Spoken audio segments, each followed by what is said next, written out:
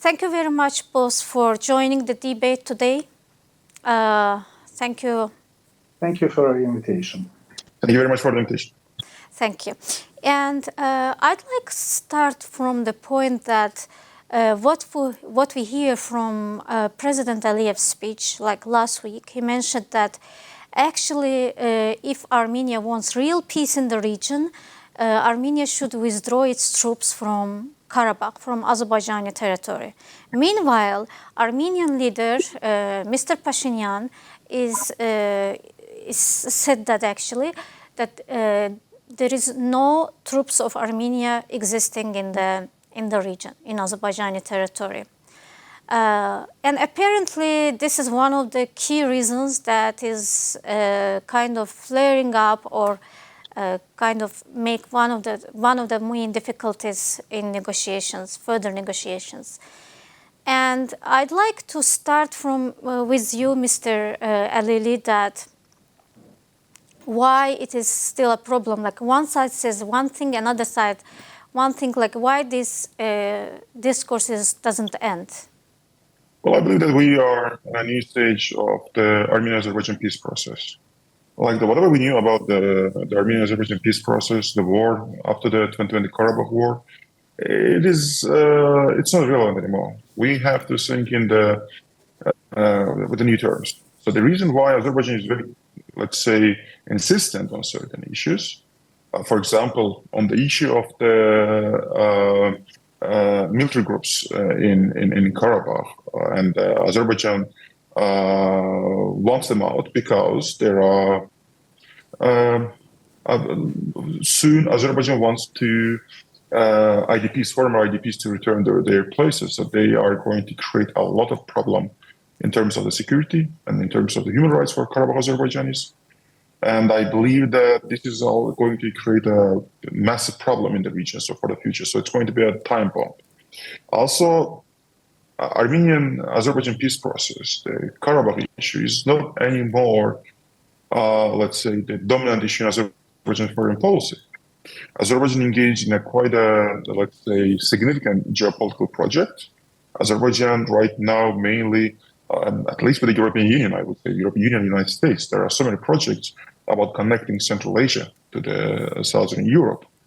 And in that sense, leaving any militarized force in its backyard, in an area that can be used against Azerbaijan, against this project. So I believe it's quite for the future, it's going to be quite problematic. So that's why Azerbaijan is quite insistent. And alongside, we have to understand that there is also sovereignty issue. Azerbaijan is quite attentive to this kind of issues, that anything that's going to undermine its sovereignty, any ambiguity that's going to undermine its sovereignty, Azerbaijan is quite, let's say, attentive to this issue, and Azerbaijan wants to solve this issue.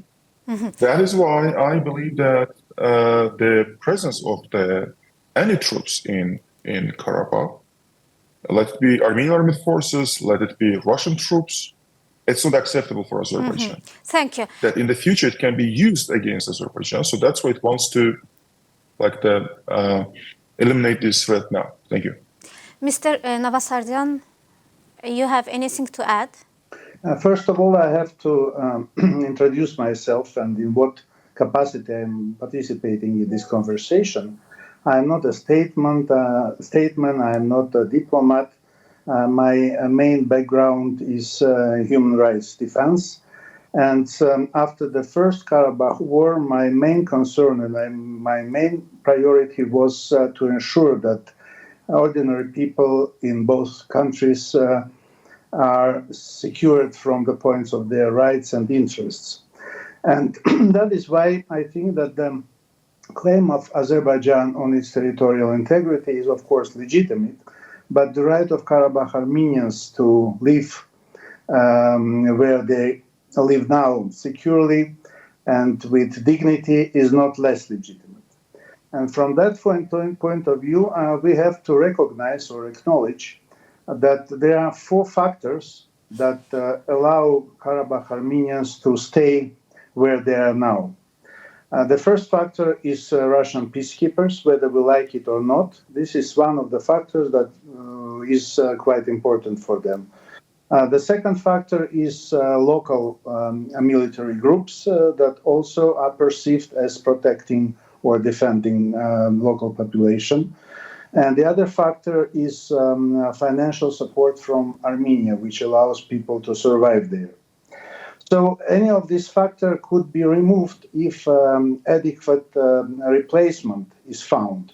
And this adequate replacement could be found through direct negotiations between Stepanakert and Baku.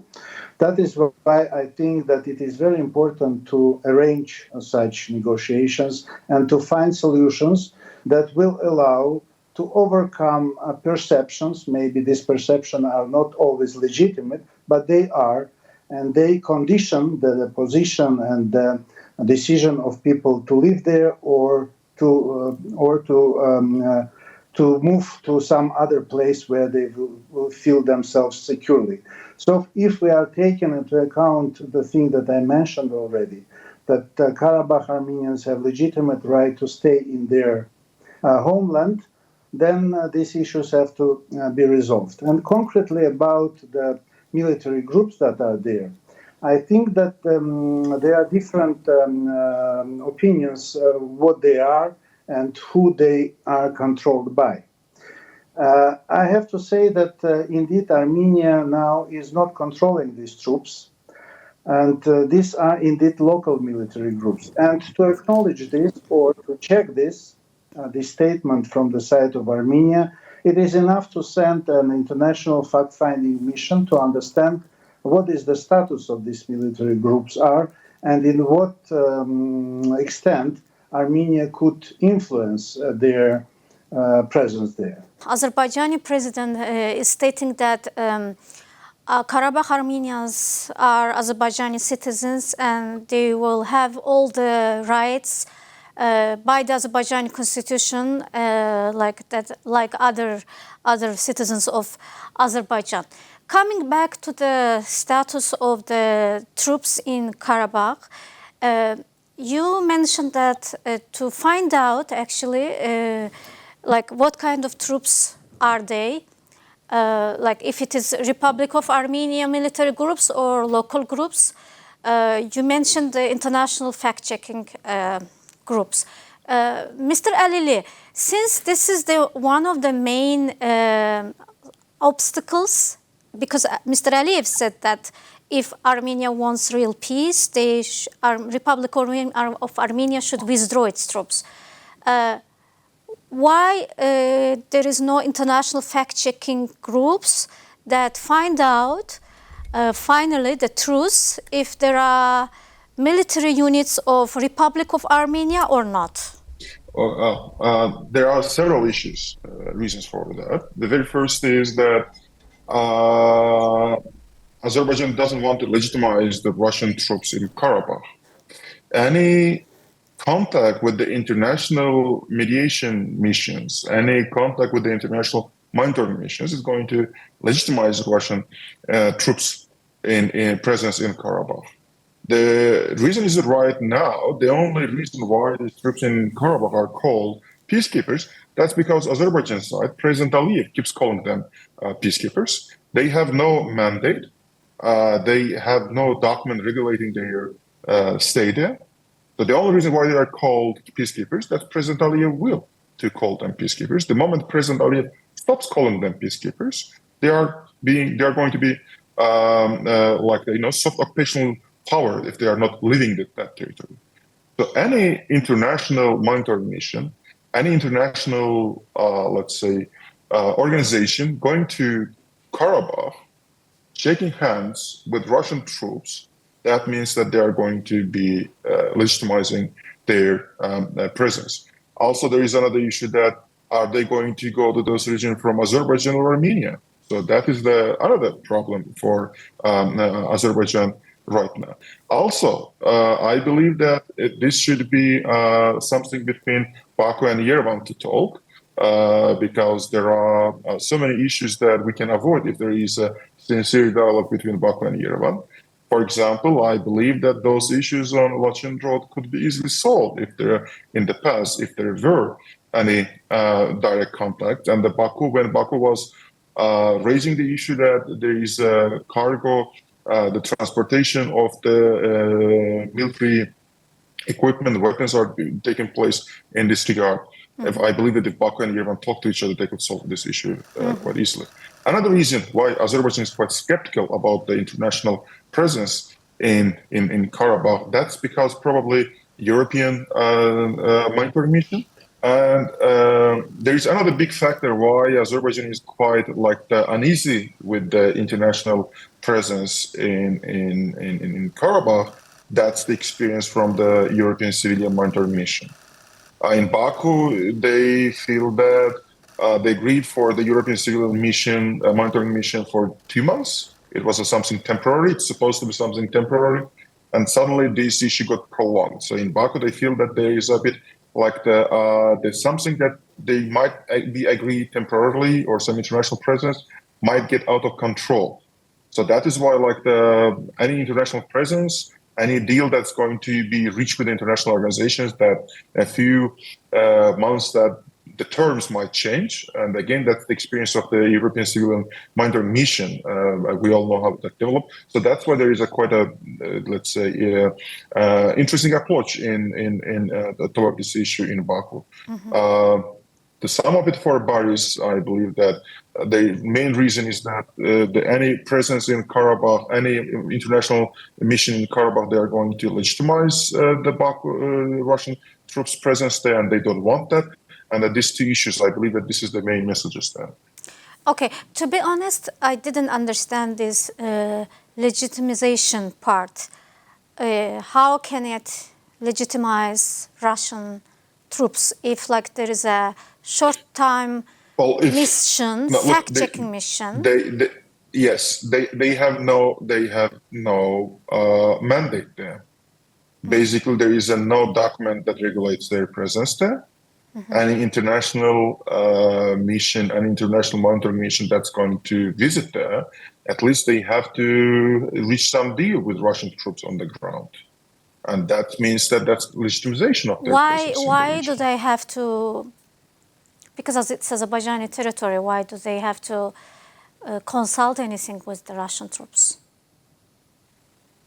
If you can find an international organization that says that I'm not going to take Russian troops' hands on the region, I believe that might solve the issues. But that's not how the international organizations work. They want to make sure that the safety of the personnel that they are sending there, and the Russian troops on the ground, they are the people with the guns. So you talk to them. So that's the way how you do these things on the ground. Okay, and Mr. Novasardan?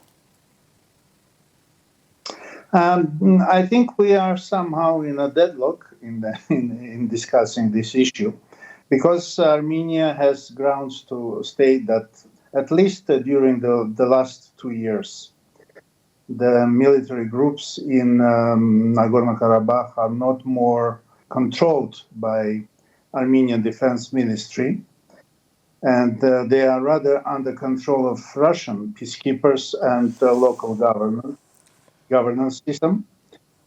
So there are local military groups that are perceived by local population as important factor to defend themselves from possible escalation. And unfortunately, the statements of Azerbaijani leaders that they can guarantee the rights and security of local people are not enough in the current situation, and having the context of long-time hostility between Armenia and Azerbaijan, when any territory that was taken under control, be it the Armenian troops or Azerbaijani troops, was immediately cleaned out from the local population. So we have really brutal conflict where the level of trust towards each other is very low. Mr. Novasardan, let's come back to the point Mr. Alili made. Please, if you don't mind. Mr. Alili is saying that if there is international fact-checking mission in the region, it means that it actually means legitimization of the Russian troops in Karabakh. Can this be an obstacle? What do you think about it? Maybe my colleagues has ground to say so, but I would like to analyze the situation from, let's say, broader context. Mm-hmm. We have to resolve all existing issues, and we should not create deadlocks for the resolution. If we don't have trust between Baku and Yerevan, then we have to invite the third parties. There is no other way. Either we have to build trust, and let's say Baku would take as a fact the statements of Armenian authorities that they are not more controlling these military groups, or they have to find some other opportunities. Otherwise, we will face another escalation. We will face another, let's say, use of force. And this, of course, will not bring peace in the region. Mm-hmm. Mr. Alili, Mr. Navasardan is saying that otherwise Baku should find another version, another way out of this deadlock. What is the another way of Baku that is suggesting, other than military escalation? Look, to what Paris said on the security, I believe it's very important. The Karabakh Armenians and Karabakh Azerbaijanis right and security are very important. And as a society reps, as a representatives of the peace building community, I believe that we have to take this issue in a serious consideration, that Karabakh Armenians and the Karabakh Azerbaijanis rights and security should be ensured together, and that we have to work on that. But to Azerbaijan, to the many people in Azerbaijan, to the, I would say even like the decision makers, when you analyze their speeches, presence of any army troop, again, it's Armenian army troops or the Russian troops in the region, it's not about the security. It's about agency that enforces their own will onto the Karabakh Armenians. So it means that now in Karabakh you have foreign troops, two foreign troops, Armenian armed forces and Russian troops, and they both held guns to the heads of the Karabakh Armenians. Mm-hmm. So it means that Karabakh Armenians cannot express their will because there are these troops. I understand the logic behind the security. I accept it, but also I would not easily say that we should put aside the Azerbaijan concerns that these troops are only to provide security there.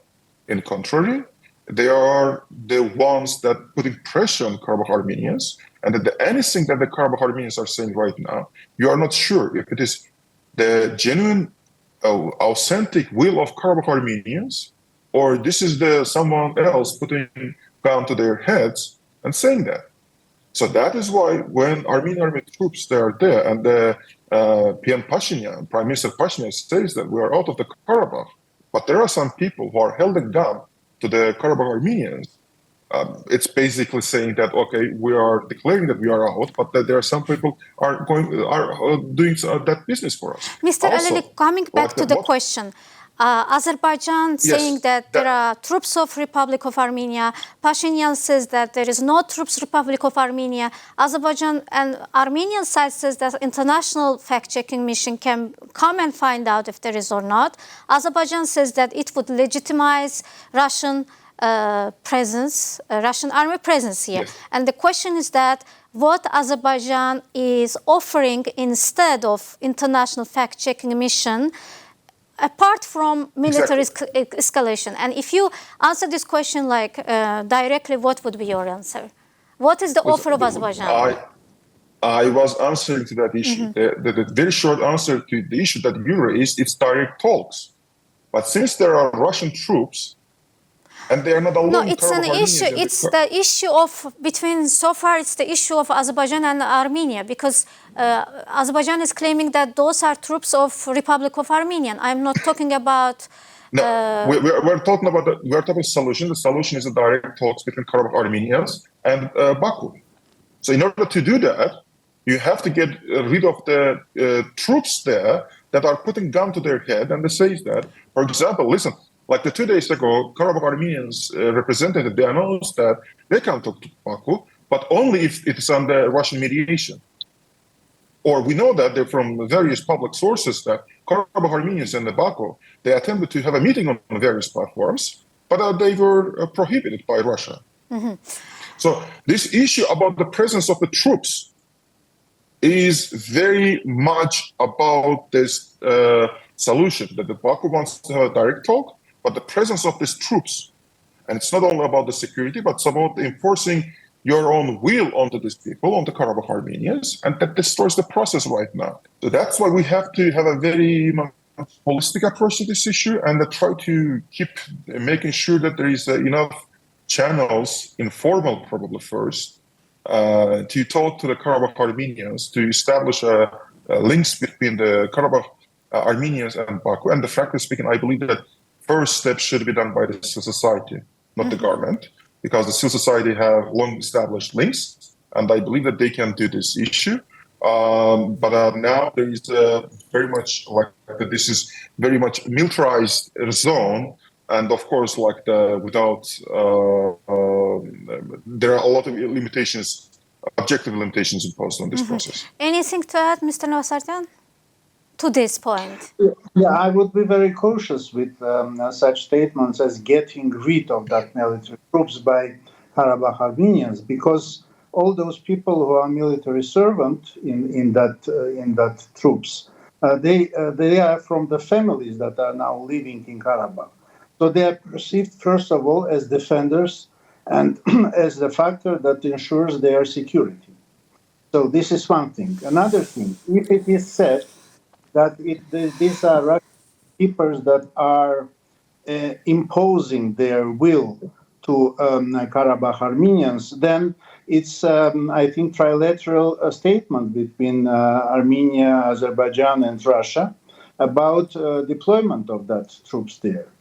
So now we have to think about period when these troops will be out, when Russian contingent will be out, and we have to prepare ourselves for that situation. And here I have to agree that only direct negotiations between those people in Karabakh and representatives of authorities in Baku, and those people from Karabakh that are not bound by any obligations before Russian peacekeepers and from those who are above them. So this is very delicate issue, and this delicate issue cannot be resolved by the threats from Baku that if they are not removed, I mean Armenian military groups are not removed from there will be another military operation against this territory. Of course, this kind of statements do not create atmosphere when peaceful solutions could be found. Mr. Navasaryan, you mentioned November 9th statement signed by the three leaders in 2020. And based on this statement, it says that Armenian forces were supposed to withdraw in parallel with Russian troops. I understand that this statement doesn't define it's the Republic of Armenia or local Armenians, it's Armenian forces. And Armenian leaders signed the documents that Armenian forces will be withdrawn from Karabakh in 2020. Why these incidents still happening? Even though Armenian leaders signed this document, why there are still Armenian military groups? It's the violation of the statement or not? What do you think? No, I don't think it is violation of the statement because between several months after the statement was signed, there was a process of stopping rotation of these military groups in Karabakh using the citizens of Armenia or those people who live in Armenia and who have no connections to Karabakh. So since that, only those people who are living in Karabakh are replacing the other soldiers or the other officers in Karabakh. So it's now completely local military troops. So you mean that they have no connection Armenians. So you are saying that the statement was, that November 10th statement was like by the term Armenian forces, it was not related to local Armenians. That's what you are saying? Yes, I'm saying that no more rotation is happening in that military groups using people who are living in Armenia or young guys who are mobilized to serve in the army are now appearing in Karabakh. Okay, but the statements that Armenian forces should withdraw, Armenian forces also means Karabakh Armenians, no? They are, because they are Armenians as well. But was there any agreement between Baku and Stepanakert about this? Why there should be an agreement if there was an agreement in 2020 as well? The agreement was between Yerevan, Moscow, and Baku. But at the time, Yerevan was representing. But when Pashinyan was representing, at that time in 2020, Pashinyan was also representing Karabakh Armenians. And before that, Pashinyan came to Karabakh and said that Artsakh is Armenia. And at the time, Pashinyan was the representative of Karabakh. Yes, I can admit that Pashinyan was making many statements that cannot be supported by myself. But if we are talking about the facts, about the situation that we have following the Karabakh war in 2020, we have completely different situation. We have completely different position of Yerevan and Nikol Pashinyan himself about resolution of the conflict.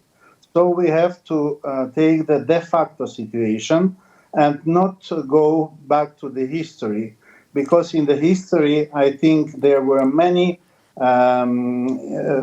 actions that inflicted pain between Armenians and Azerbaijan. But Mr. Navasardian, I'm not going back to 1,000 years ago or 100 years ago. It's just not even 3 years, 2.5 years, and this is the only document that existing between these two countries. Only, I don't know how can we call it legal, but official document. So what should Azerbaijan do then if the Armenia signed the document that Armenian forces should be withdrawn? And it's not withdrawn, and we see by the fact, even though it is Armenian forces or the Republic of Armenia, local Armenians, there are Armenian forces, I don't know, fighting with the Azerbaijani side. I'm not saying even attacking, but fighting. We have completely new reality after the so-called Second Karabakh War. And we have to take the situation as it is now. So now the situation is so that the influence of Russian peacekeepers inside Karabakh is much stronger than influence of Armenian government or Nikol Pashinyan himself.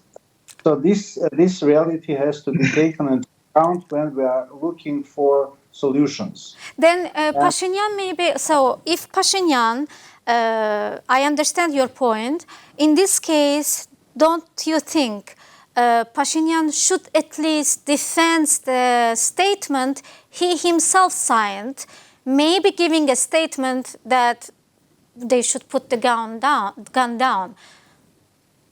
You know, if we are talking about different points of the statement of November 9, 2020, then many positions of that statement were violated.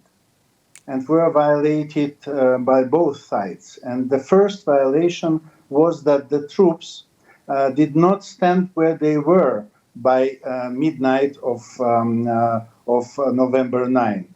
And many escalations were caused by this fact. So unfortunately, the trilateral statement is not more guaranteeing constructive process in the resolution of the conflict.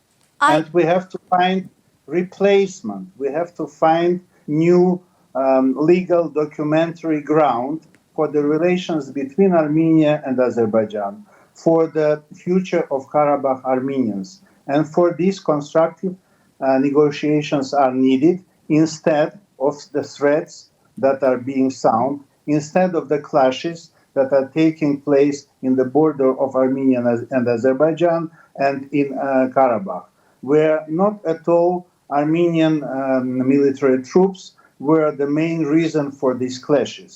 And if we take the statistics, then much more Armenian soldiers and Armenian policemen were killed during different incidents. Mm-hmm. I understand your point about violation of other points of the November 10th statement, but today let's maybe focus on the security issue.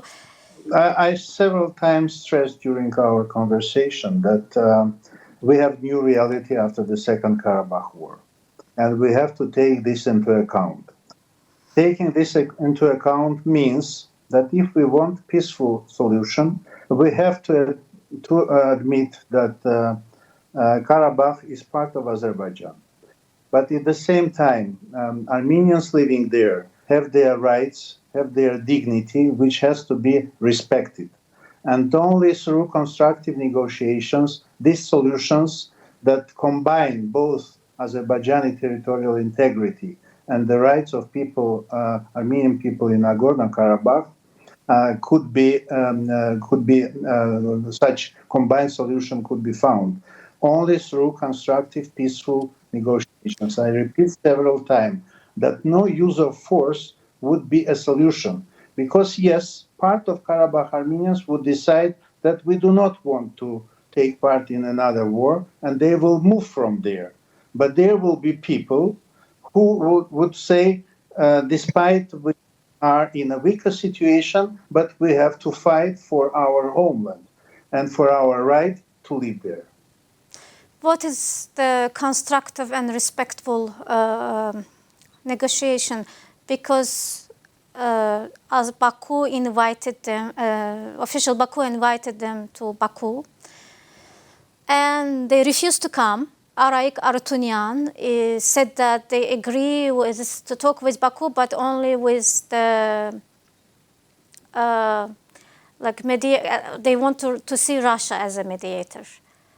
What is the constructive and respectful approach in this case? What do you think?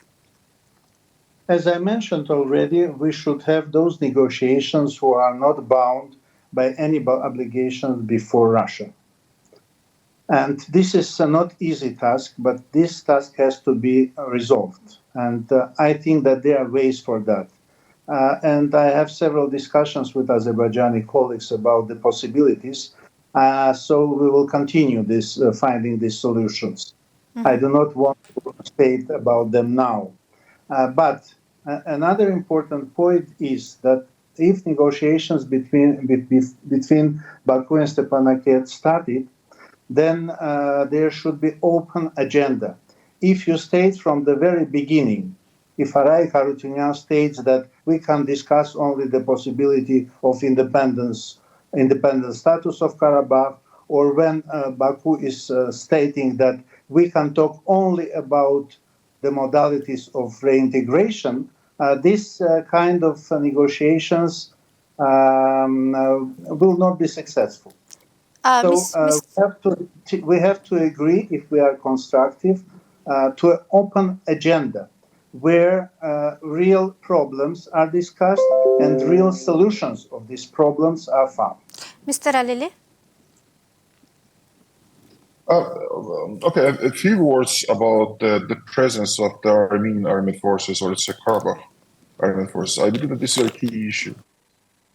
And I'm going to comment on that, and I'm going to come back and do the final comments on the final remarks. In the final week of June, there were clashes, and according to some information, they varied, but the three soldiers, Armenian soldiers, they were on Azerbaijan side, and as a result, there were this problem that the Azerbaijan side did not want to return them back to Armenian side. And then the reason for that was that Azerbaijan wanted to Armenian side to confirm that these soldiers are from Armenia, not from Karabakh. So it took several days for the return of bodies, And Baku's intention was that Armenian side should say that these are from Armenia, not from Karabakh. Yes, and Armenian side say that they are from Armenia, but they are the people that born in Karabakh that they found. But it was a confirmation that these people came from Armenia. This is very important point, and I believe it's a very very unfortunate example that we are talking about the clashes, but what happened during the clashes for Baku that gave a reason to believe that there are a lot of soldiers from Armenia present in Karabakh, not from the Karabakh Armenians.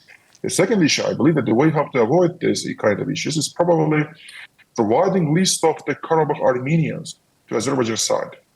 Azerbaijan has some names from the archives, but they're not the final list of the Karabakh Armenians. So if Azerbaijan side gets those lists, it would make things much easier to believe that, yes, that person is from Karabakh Armenians, that person is in military uniform, and this is, let's say, he's protecting his relatives, himself, his family.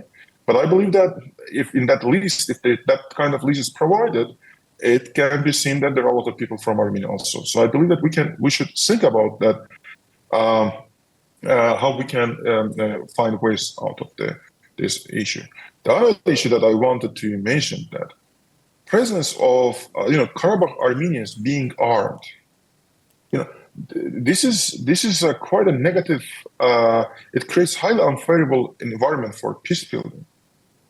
The reason for that, it makes them any person in Karabakh holding a gun, that's a very natural target for Azerbaijan troops. That means that these people, the Azerbaijan army, that sees them as a hostile targets, and that totally destroys the foundations for peace building. So we should find ways that how to provide the security to Karabakh Armenians. But anyone claims that they are from Karabakh Armenians, then they're holding a gun against Azerbaijan. Why Baku doesn't give declare clear plan that what kind of security Baku can provide for them? We'll come to that. We'll come to that. And I believe that this destroys peace building, and a representative of the peace building community, I believe that this is a very unfortunate, unforgivable environment for peace building. It can destroy everything. Another issue, like I'm moving gradually to your question, but because we have 9 minutes, we have 9 minutes to finish. So please, okay. Yeah.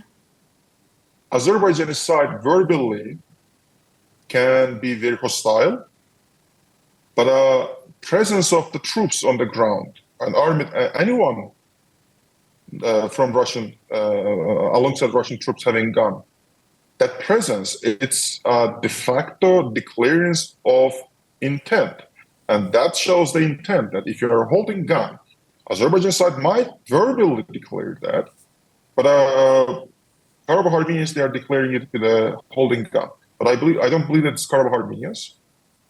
So that's why this creates quite a negative plan. But if you are your question, the very concrete answer to your question of why Baku doesn't declare that question, I believe that Baku declared that several times. And there is no public detailed plan. We heard some Slovak, some Croatian model, but no clear detailed plan. That's something we're asking from the government also. I believe that they should make it clear, that a plan should be made public and clear. And I believe that that's going to create a much more favorable environment. The answer, the reason for that, in many cases, if you ask that question to some people, they might claim that whatever Azerbaijan is going to make publicly available, Armenian side is going to attack that. So it's better not to publicly put it out, because once you put it out, Armenia is going to focus on all its efforts to make sure that Azerbaijan government backpedals, and the Azerbaijan government doesn't backpedal on that issue. So there is this kind of concerns in Baku also. But at least... But you're absolutely right. You're absolutely right that peace building should be transparent, and it requires a clear plan, and this plan should be made available, and I agree with you on that. Yes, but for instance, maybe some Karabakh Armenians, ordinary people will hear it, maybe they will be convinced. We don't know how what is going on under the curtains, and they don't know either. Maybe they hear what is Azerbaijan is offering, maybe it can change something. Yeah, absolutely. Absolutely agree with you. But the idea in Baku, in many places, I would say that the idea is that while there are Russian troops and Armenian armed forces are present in Karabakh, Armenians are not going to speak their own mind, but they are going to speak somebody else's mind. So that's why, like, even if Baku declares their plan for that, and then it gets some response from the Karabakh Armenians, it's not clear that if it is Karabakh Armenians' opinion. It might be, again, somebody holding a gun to the head of the Karabakh Armenians, and they would read that statement from the paper. So the presence of the alien armed forces in Karabakh is the main problem for Baku, and without them getting out, it doesn't believe that Karabakh Armenians are going to state their mind. That is more, yeah. I will have very short, because we are running out of time. I will have a short question for you. Like Armenian offering negotiations with the Russian moderation. Do you know what is the Baku's position about that? Absolutely. This is the same thing about the Ruben Vardanyan. It says that when Baku wanted to talk to Karabakh Armenians directly, Russian Armenians, Russia sent Ruben Vardanyan saying that this is the person who is going to speak on behalf of the Karabakh Armenians. Baku did not accept it back then. So Baku, that's why wants direct talk. And so that's why Baku prefers a talk in Bulgaria or Washington. So that is why I believe that it's going to have the same result. So this is another issue. Again, do we know that Armenian says that because he wants to say that, but because of the General Lentsov sitting next to him and they're saying him that you should say this. So that is why Baku is not sure that who says that. Mm-hmm. And Mr. Navasarjan? I fully agree that the negotiations should be only direct, both between Yerevan and Baku and between Baku and Stepanakert. And this is the only way where we could find solutions. And these solutions could be quite different, and if there is creative and constructive approach to them. I will bring you some examples how the issues could be resolved. For instance, the first step could be withdrawal of heavy weaponry, Armenian heavy weaponry from the territory of Karabakh.